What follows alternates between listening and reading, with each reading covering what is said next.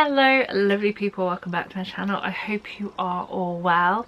Today we're getting back to what I enjoy the most on this channel, and that is to talk theatre with you. Sorry, I had a bit of Jason Derulo stuck in my head. Jason Derulo aside, today we're here to talk about the UK tour of Sister Act, currently taking the UK by storm, one city at a time. But here we go, Sister Act, the UK tour, my thoughts and feelings. So if that sounds like something you'd be interested in watching, if it would tickle your pickle and take you to heaven, then stick around and we'll get into it in 2 whole seconds.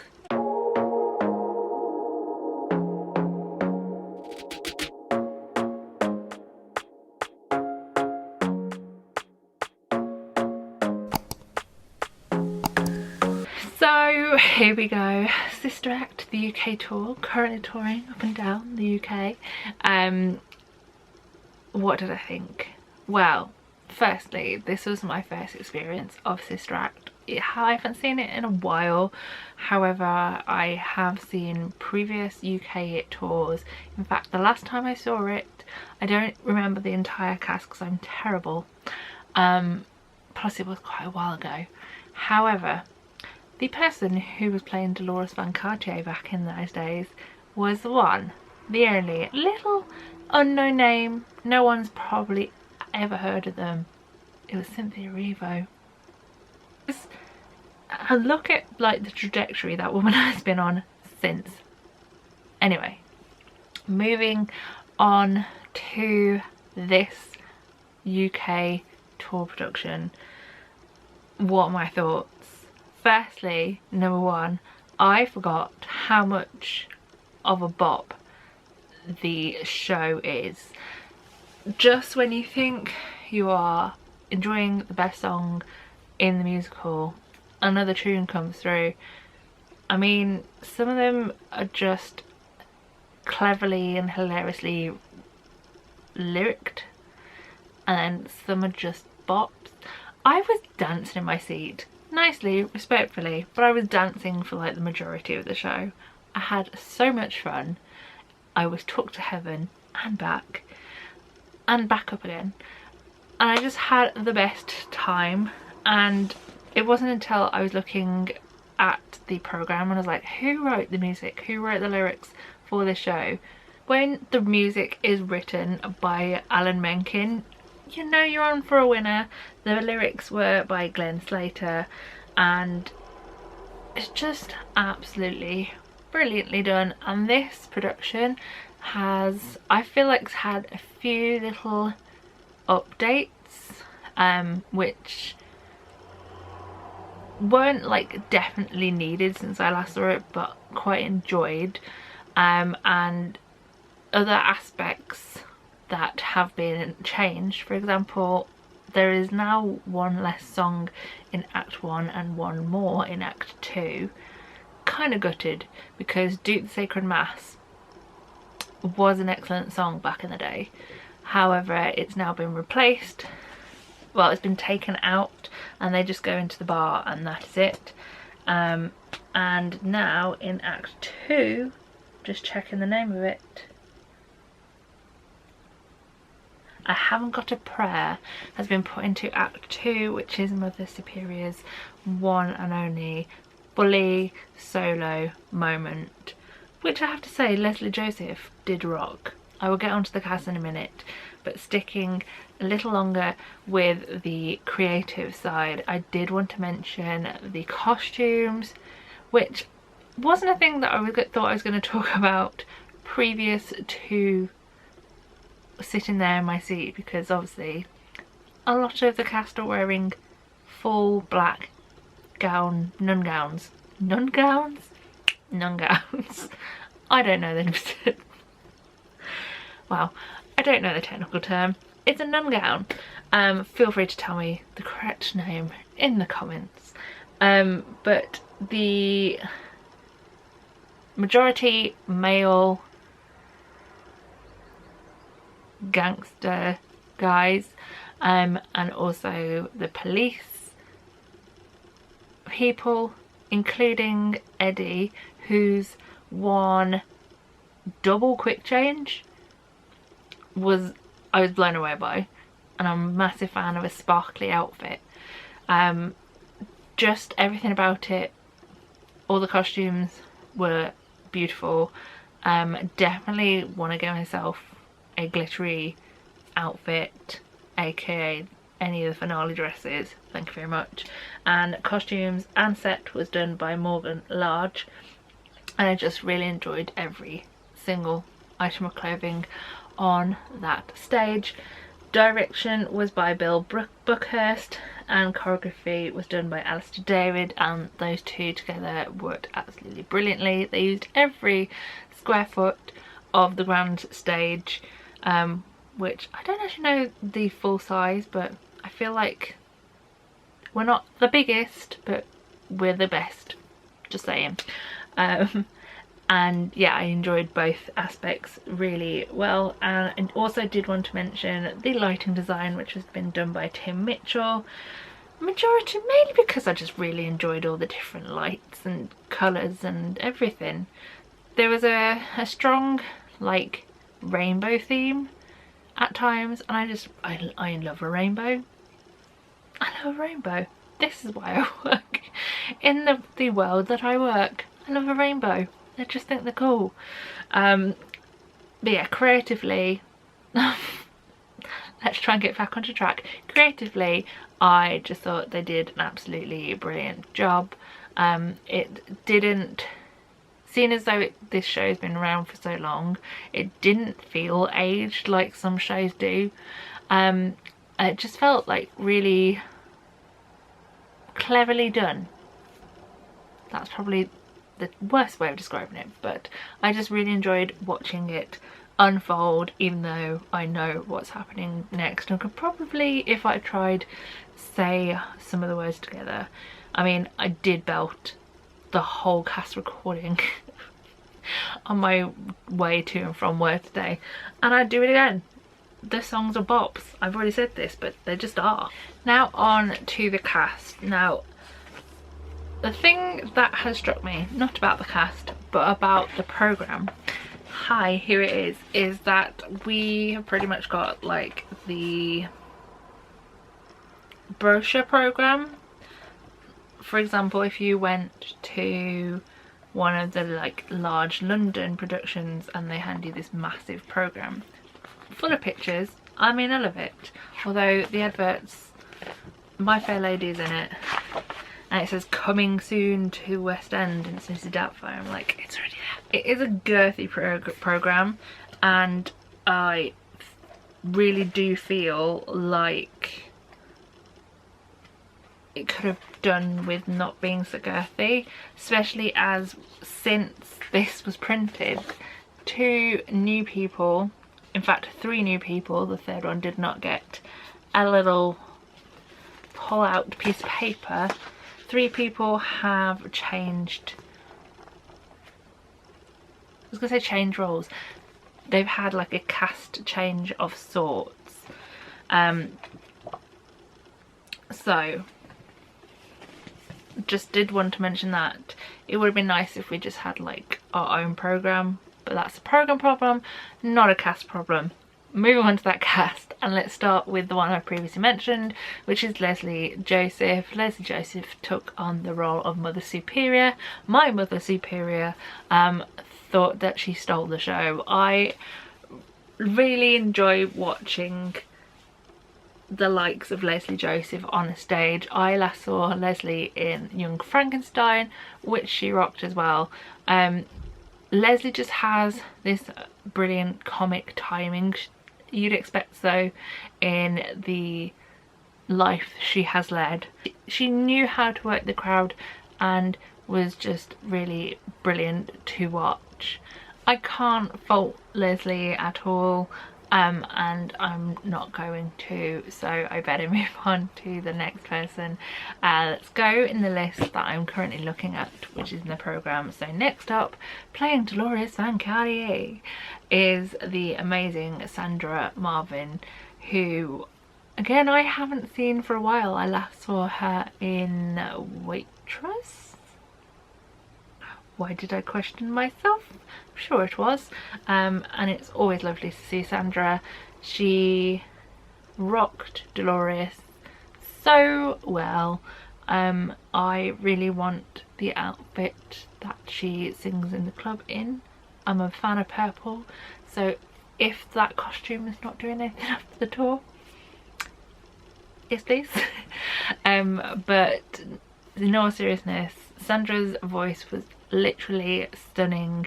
I loved listening to her belt out throughout the show in her various times to stand out, stay proud and sing out. Loved her so much. Sticking with the nuns, and we'll get on to the Huns later. No, I'm sorry, that was bad even for me. But sticking with the nuns, we move on next to Sister Mary Robert, who was the iconic, or who was played by the iconic Lizzie B, who was absolutely amazing. I had a tear in my eye. In fact, I'm gonna out myself here because I did take a picture of myself, but I actually cried. I cried at Lizzie in that role, not because it is a sad role, but she just did something to me and I cried. I loved watching her portray Sister Mary Robert, and I don't know what it was, but just everything spoke to me from Lizzie. She was a powerhouse, she was incredible, and she was just fantastic. And when she came out in the boots for the finale, I was like, oh, she's wearing the boots. That sent me over the edge. But Lizzie was absolutely phenomenal, and I say one to watch, but she's been one to watch for so long. She's just incredible, and yeah, I really am glad that I caught her in this role. I could talk for a whole like 3, 5, 10 minutes on each individual nun because they were all incredible, but one more that I just wanted to mention briefly is Sister Mary Lazarus, who was played by the almighty Anne Smith. Again, I have previously seen her in a show.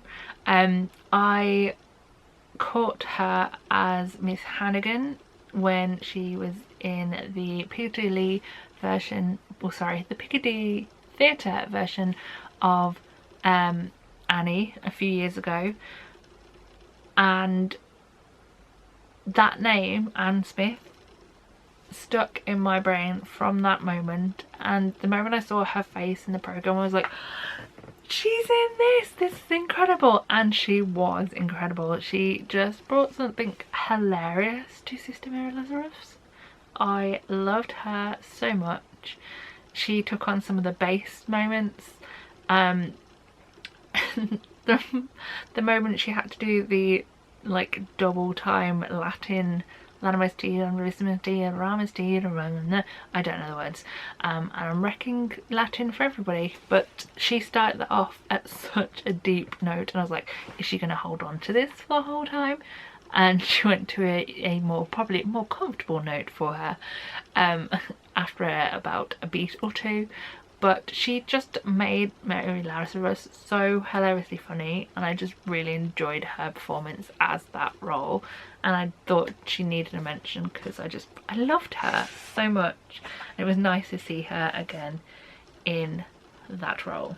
But like I said, the entire nun community, whether they had a name or not, were all incredible, and you can see that this tour has been going for a while and they've been together for a while, because it just felt like a whole family on stage. It didn't feel like they were acting that like they were this close-knit group. They just were this close-knit group, especially in the song Bless Our Show. It just felt like they were having the best time up there, and it really showed, and I really enjoyed watching it. let's move on to some men, and we'll start with the character of Eddie Souther, which, anyway, I was going to say something, it's just gone. In the programme it comes in as Clive Rowe, which it was not. Clive left the show just before it reached Wolverhampton, and we in Wolverhampton were treated to the brand new Eddie, and he didn't get a mention in the programme, which makes me really sad. But the role of Eddie is now being played by the amazingly talented Alfie Parker, and it was really amazing to see him in this role. He was absolutely excellent. I could be that guy. He was just amazing in it. He had just the right side of like shy geekiness, but I just enjoyed watching him on the stage do his thing, and I am so glad that I got to see it. Curtis, who is the proper bad guy of the piece, the married boyfriend of Dolores at the beginning, who is not a nice guy, is played by the amazingly talented Mark Goldthorpe, who, although you don't see him a lot on the stage, every moment was just brilliantly done by him. He was just on the right side of scary, just on the right side of mean. The audience booed him in the bows, and he took those boos like the champ he is. Excuse me. But yes, he was absolutely brilliant too, and his cronies, should we call them, of Pablo, Joey, TJ and Claremont were all excellent too. Pablo, who's played by Damien, I'm going to pronounce his name so incorrectly, Damien Burger, sorry. Tom Hopcroft as Joey, and I think that's right.